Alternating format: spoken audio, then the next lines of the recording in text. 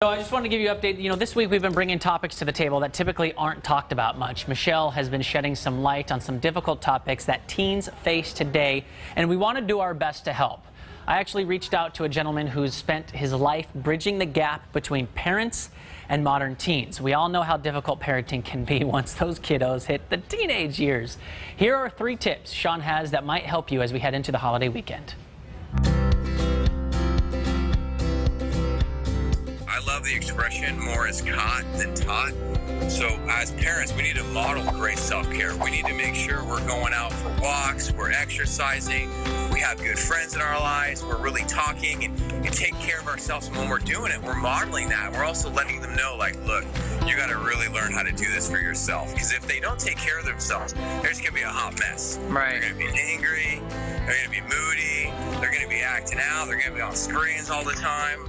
And this is an area like our kids really need our help in. As parents, we really need to do a great job of just asking them questions and checking in. The world's most popular parent question is, how was your day? Right. And the world's most popular response is what? Good.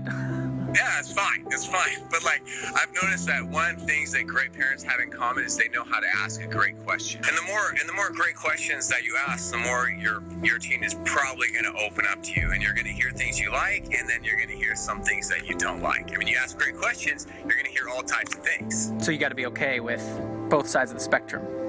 And that is where it gets really hard. You asked me for 3 things. I mean, that would be the 3rd thing. The 3rd thing is, we as parents, we want to be great listeners. We want to be non-judgmental listeners, and we're gonna hear some crap, and it's gonna push our buttons, and it's gonna be hard not to react.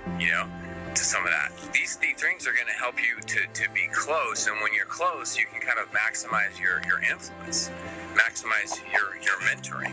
And why it's so hard, like being a great listener, is parents, we have like this switch where it's kind of like a light switch. On one end, we want to listen and we want to learn, and the other end, we want to teach, we want to mentor, we want to give them advice, we want to tell them what between right and wrong. But what's so hard about teenagers is the more you listen and the more you see things, you just want to react and you want to teach. And if you do too much of that, they're just going to shut it down. Right. Sean Donohue, you're helping so many people. Thank you so much. Jordan, man, great talking with you.